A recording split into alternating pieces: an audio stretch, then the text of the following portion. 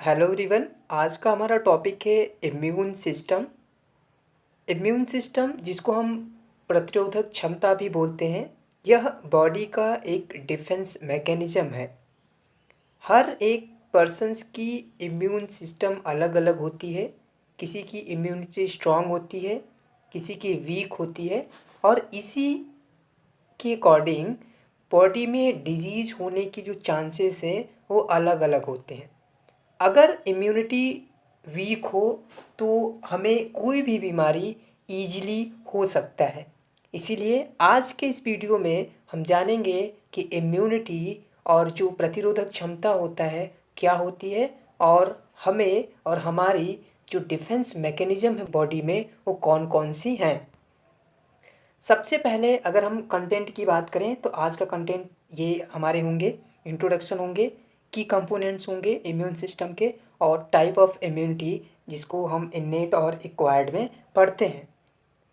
अगर हम इंट्रोडक्शन की बात करें तो इम्यूनिटी या इम्यून सिस्टम जिसको हम प्रतिरोधक क्षमता बोलते हैं, ये बॉडी का एक डिफेंस मैकेनिज्म है जो कि किसी भी पैथोजन माइक्रो ऑर्गेनिज्म जो बीमारी कॉज करते हैं उनसे बचाने का या उनसे लड़ने का, डिफेंस करने का काम करती है। Immunity is a ability of body to defence itself against disease causing organism, जो हमारी बॉडी में बीमारी कॉज करते हैं जैसे बैक्टीरिया, वायरस, फंगस, पैरासाइट्स, ये इनसे लड़ने का काम करती है और हमारी बॉडी को बीमारी से बचाने का काम करती है। Every day our body comes in contact with several pathogens. हमारी बॉडी हर एक दिन कई पैथोजेंस, कई माइक्रो ऑर्गेनिज्म के कांटेक्ट में आती है। बट कुछ ही बीमारियां कभी कभी डिजीज़ कॉज करती है। रीज़न ये है कि हमारी बॉडी में कुछ डिफेंस मैकेनिज्म है जो एंटीबॉडी रिलीज़ करते हैं, और ये एंटीबॉडीज़ किसी भी पैथोजेंस के अगेंस्ट लड़ने का काम करती है और हमारी बॉडी को प्रोटेक्ट करती है। तो अगर हम इम्यूनिटी की बात करें तो immunity is a defence mechanism of our body.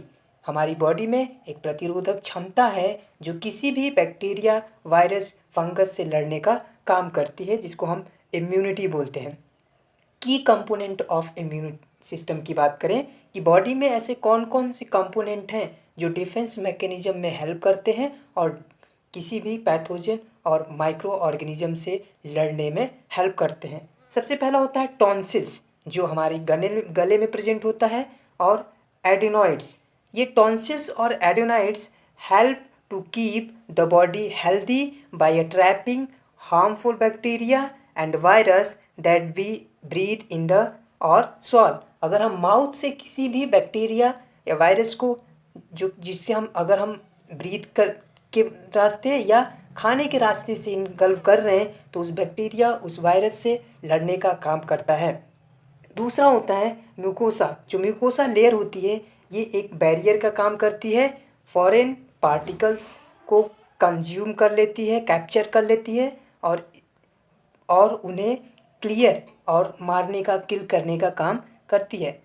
Next है जो की कंपोनेंट है वो स्किन। हमारी स्किन भी कहीं ना कहीं डिफेंस मैकेनिज्म में हेल्प करता है। नेक्स्ट है वाइट ब्लड सेल। ब्लड में जो सेल्स होते हैं वो तीन प्रकार के होते हैं। एक रेड ब्लड सेल्स जिसे हम आरबीसी, दूसरा white blood sales means WBC, और प्लेटलेट्स होता है। जो डब्ल्यूबीसी होता है, वाइट ब्लड सेल्स, यह हमारी बॉडी में डिफेंस मैकेनिज्म का काम करता है, बैक्टीरिया को किल करने में, बैक्टीरिया को डिस्ट्रॉय करने में हेल्प करता है। नेक्स्ट जो की कंपोनेंट है और ऑर्गन है वो लिम्फाइड ऑर्गन। लिम्फाइड ऑर्गन्स में लिम्फ नोड बैक्टीरिया को ट्रैप करने में, किल करने में, स्प्लीन, थाइमस, ये ऑर्गन्स हैं जो कहीं ना कहीं हमारी बॉडी में डिफेंस मैकेनिज्म में हेल्प करते हैं। बोन मैरो जो कि डब्ल्यूबीसी का फॉर्मेशन करता है, और डब्ल्यूबीसी हमारी बॉडी में इंटर होने वाले पैथोजेंस को किल करने का काम करता है। टाइप ऑफ इम्यूनिटी की बात करें तो इम्यूनिटी को दो टाइप में डिवाइड किया गया है। पहला जो इम्यूनिटी का टाइप है उसको बोलते हैं इन्नेट इम्यूनिटी, और दूसरा जो होता है उसे बोलते हैं एडाप्टिव या acquired immunity.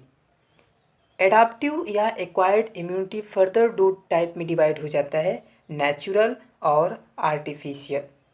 Natural passive natural और एक्टिव नेचुरल में, आर्टिफिशियल पैसिव आर्टिफिशियल और एक्टिव आर्टिफिशियल में। यहाँ पे एग्जांपल देख सकते हैं, नेचुरल जो कहीं ना कहीं हमारी पेरेंट्स, हमारी जो मदर होती हैं, जब हम मिल्क को फीड करते हैं तो हमें उससे IgA नामक एंटीबॉडी मिलता है, और ये हमारी बॉडी में डिफेंस मैकेनिज्म का काम करता है। अगर कोई भी इन्फेक्शन एक बार होता है और वो फिर से दोबारा होता है तो कहीं ना कहीं हमारी बॉडी में उसके अगेंस्ट एक रेजिस्टेंस हम उसे पहचान लेते हैं और उसको किल करने में हमें आसानी होती है। तो ये एक्टिव नेचुरल। और जो आर्टिफिशियल होता है, जिसे हम एंटीबॉडी देते हैं, एंटीबायोटिक देते हैं, उसे पैसिव। और एक्टिव जो होता है, हम कहीं ना कहीं जो टीका लगवाते हैं बचपन में, उसे एक्टिव आर्टिफिशियल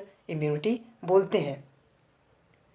अगर हम इन्नेट इम्यूनिटी की बात करें या नेचुरल इम्यूनिटी की बात करें, जिसे हम जन्मजात इम्यूनिटी भी बोलते हैं, जिसको हम नेचुरल इम्यूनिटी, यह इम्यूनिटी हमारे बर्थ से ही प्रेजेंट होती है। हमारी बॉडी होती है, जो हमारी बॉडी बनी होती है 9 मंथ, उस बॉडी में जो डिफेंस मैकेनिज्म होते हैं, जो बॉडी लड़ने का काम करती है, जिसमें सबसे पहला होता है फिजिकल बैरियर, जो हमारी बॉडी बनी हुई है, और अगर वो बॉडी बनी हुई है तो कहीं ना कहीं डिफेंस मैकेनिज्म का काम करती है। ये innate immunity at the birth present होता है, जब हम जन्म लेते हैं तभी से ये क्या होता है, प्रेजेंट होता है। और यह इसमें सबसे पहला होता है कि फिजिकल बैरियर। फिजिकल बैरियर में हमारी स्किन बनी होती है, मैंने बताया पहले ही कि की कंपोनेंट है स्किन, कहीं ना कहीं हमारी बॉडी में को डिफेंस मैकेनिज्म से बचाने का काम करती है। दूसरा होता है म्यूकस मेम्ब्रेन, जो कि मैंने पहले बताया, ये भी कहीं ना कहीं डिफेंस मैकेनिज्म का काम करती है। तो ये जन्म से बनना होता है और यह डिफेंस मैकेनिज्म में काम करता है।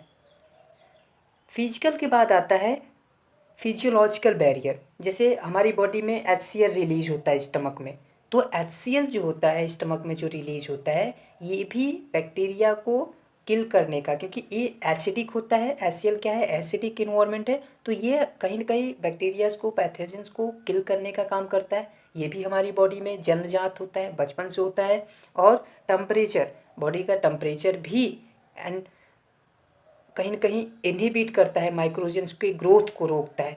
उसके बाद cellular barrier, these are certain white blood cells. बताया हमारी बॉडी है, बॉडी में ब्लड होता है और ब्लड में वाइट ब्लड सेल्स जो कि डिफेंस मैकेनिज्म का काम करता है। एक साइटोकाइनिन चौथा होता है बैरियर। साइटोकाइनिन जो होता है are a low molecules weight protein, inhibit और स्टिमुलेट द डिफरेंशिएशन और proliferation and function of the immune cells. जो कहीं ना कहीं देखो, अगर एक सेल इन्फेक्ट हुआ किसी भी बैक्टीरिया से, तो वो सेल क्या करता है, अगर वो इन्फेक्ट हो चुका है तो ये क्या करता है कि एक साइटोकाइन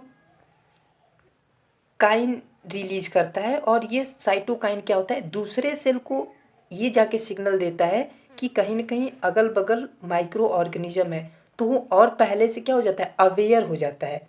तो यह साइटोकाइन बैरियर होता है। ये 4 प्रकार के बैरियर जो हमें कहीं ना कहीं बचपन से जन्मजात मिले होते हैं। दूसरे टाइप का जो इम्यूनिटी है, जिसको हम एक्वायर्ड इम्यूनिटी बोलते हैं, यह इम्यूनिटी हमें जन्म के बाद मिलता है, जिसको हम एडाप्टिव इम्यूनिटी बोलते हैं।